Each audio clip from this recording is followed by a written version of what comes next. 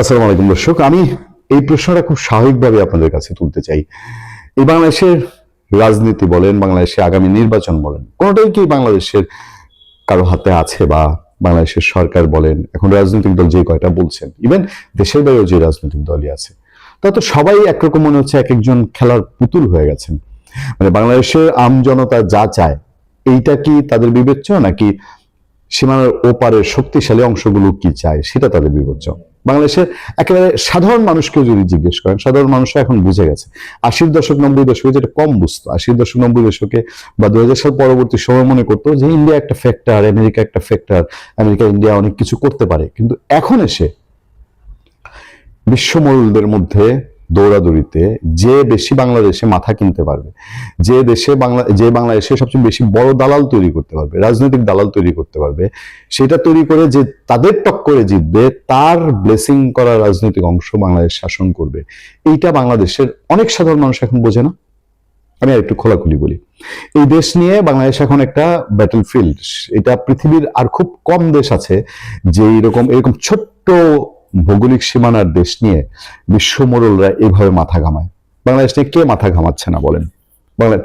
জাতিসংঘে 5টা ভেটোকারী দেশ, আচ্ছা, তার মধ্যে থেকে আপনার আমেরিকা, ইন্ডিয়া, চায়না, তারপরে এদিক দিয়ে পাকিস্তান আছে, তুরস্ক আছে, মধ্যপ্রাচ্যের দেশগুলোর মধ্যে সৌদি আরব, কাতার, এদিক দিয়ে আপনার ইউরোপের দেশগুলোর মধ্যে জার্মানি, জাপান, হ্যাঁ, প্রত্যেক মানে আমাদের এই তারপরে পূর্ব এশিয়ার দেশগুলো, তারাও অনেকেই এখন আগ্রহী এই বাংলাদেশের নির্বাচন কে দেশ চালাবে শেষ হয়ে উপরে। ইন্ডিয়ার একটা প্রভাব দীর্ঘদিন থাকার পরেও এখনো যে প্রভাব নাই বা এখন তাকে ঝেড়ে ফেলে দিবে সেটা তো অবস্থা নেই। যদি বলেন যে বিএনপি, যদি বলেন জামাত ইসলামের কথা তো উঠেই, যে জামাত বা বিএনপির দিকে কি ইন্ডিয়া এবার একটু নমনীয় কিনা, তারা কি আগের মতন খেপ্পানা, তারা কি এখন বাংলাদেশে এই দুই দল থেকে এক দলকে পছন্দ করবে কিনা, এলাপ তো হয়। আর আওয়ামী লীগের কথা তো বাদই দিলাম, আওয়ামী লীগও ইন্ডিয়ায় বসে থেকে তাকে রাজনীতি করতে হচ্ছে। ফলে ইন্ডিয়ার ফেভার নিয়ে বাংলাদেশের রাজনীতির সঙ্গে মানুষের সঙ্গে কাজ করাটা, এটা তার এখন নিয়তি বলেন বা বাস্তবতা বলেন, সেই অবস্থার দিকেই তো গেছে। তো এই যদি হয় অবস্থা, তাহলে আমি ভোট দিলাম কি দিলাম না, আপনি ভোট দিলেন কি দিলেন না, এইটা মেজরিটি হবে কিনা। একেবারে ফিল্ড লেভেল থেকে চিন্তা করেন তো, বাংলাদেশে ধরেন ফেব্রুয়ারিতে একটা নির্বাচন হবে। এই নির্বাচনে বাংলাদেশের কেন্দ্রগুলোতে আপনি কি নিশ্চিতভাবে বলতে পারেন যে 18, 24 বা 14-তে যে নির্বাচন হয়েছে, 14-তে তো ভিন্ন টাইপের একটা, তারপরেও 14-তে যেসব জায়গায় নির্বাচন হয়েছে সেই সব জায়গায় তখন আওয়ামী লীগ বা আওয়ামী লীগের মানুষজন, আওয়ামী লীগের প্রভাবশালী যারা সেসব এলাকা নিয়ন্ত্রণ করে, তাদের কিন্তু স্টেপ মানে তখন সেই সময় যে বলে দেওয়া হয়েছে, ধরো তোমার টিকিট দিলাম, এই টিকিটে কিন্তু তোমাকে মানে প্রতিযোগিতাটা হয়তো নৌকা প্রতীক পাওয়া নিয়ে, যে প্রতীক পাইলাম মানে পাশ করে গেলাম। তো দলের হাইকমান্ড বলতো প্রতীক তো পাই গেছো, কিন্তু পাশ কেমনে করে আসবো আমি কিন্তু জানি না, আমি কিন্তু তোমার আর কোনো হেল্প করতে পারবো না। ফলে এই প্রার্থী কি করতো, তার যত মাসেল ম্যান আছে তার পয়সা করি ভাই বসে থাকেন। এমন ঘটনাও বাংলাদেশে ঘটেছে, আপনারা বিশ্বাস করেন আর না করেন, মসজিদে ঘোষণা দিয়ে বলা হয়েছে ভোট কেন্দ্রের দরকার নাই, ক্ষেত খামারে আপনারা যারা কাজ করেন ক্ষেত খামারে যান, আপনাদের কষ্ট করে আসা লাগবে না, আপনাদের ভোটটা দিয়ে দিচ্ছি। আগামী নির্বাচন যে এই কিসিমের হচ্ছে না, আগামী নির্বাচনে এখনই তো প্রার্থী যারা মাঠে গেছে জিজ্ঞেস করে দেখেন তো তারা দলীয় সিগন্যাল কি পাচ্ছে, বলেই দিচ্ছে তোমার মার্কা দিয়ে দিছি, মার্কা কেমনে জিতে আনবা তোমার দায়িত্ব।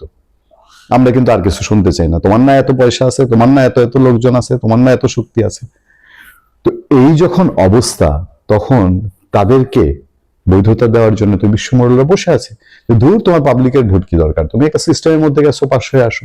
এই জন্য আমি প্রশ্ন তুলেছি, বাংলাদেশের নির্বাচন কি আসলে বাংলাদেশের জনগণের হাতে? আর আরেকটা ছোট্ট প্রশ্ন করে আজকের এই ছোট আলোচনাটা শেষ করি। সেই প্রশ্নটা খুব ছোট প্রশ্ন, আমাদেরকে একটু উত্তর দিবেন, আমরা কমেন্টে আপনাদের উত্তর জানতে চাই, অথবা আমাদের চ্যানেল যারা এখনো লাইক দেননি, সাবস্ক্রাইব করেননি, করবেন। সেই প্রশ্নটা হলো, আপনার গ্রামে গঞ্জে মাঠে বাংলাদেশের যে যেখানেই থাকেন না কেন, অথবা দেশের বাইরে যারা প্রবাসীরা আছেন, তারা কোন আলাপটা বেশি শোনেন? একটা ভোট হচ্ছে, বাংলাদেশের জাতীয় নির্বাচন, বিশাল আয়োজন, সারা দেশে একটা রমরমা, পাড়ায় মহল্লায় গায়ে চায়ের স্টলে ইলেকশনের তফসিল লাগে। তফসিলের 3 মাস আগে থেকে এই রমরমার জমজমাট শুরু হয় না? বাংলাদেশের কয়টা নির্বাচনী আসনে, বাংলাদেশের কয়টা পাড়া মহল্লা উপজেলা সদরে এই নির্বাচন হবে হবে, এই যে নির্বাচন হয়ে যাচ্ছে এরকম ব্যাপার, নাকি নির্বাচন মনে হয় হবে না। তফসিল হোক না হোক, যাই হোক, নির্বাচন কি তুলতে পারবে সরকার? তো মনে হয় নির্বাচনটা হবে না। কোন ধারণাটা মানুষের বেশি, নির্বাচন হবে এই ধারণা বেশি, নাকি মানুষের মধ্যে বোধহয় নির্বাচনটা হবে না সেই ধারণাটা বেশি?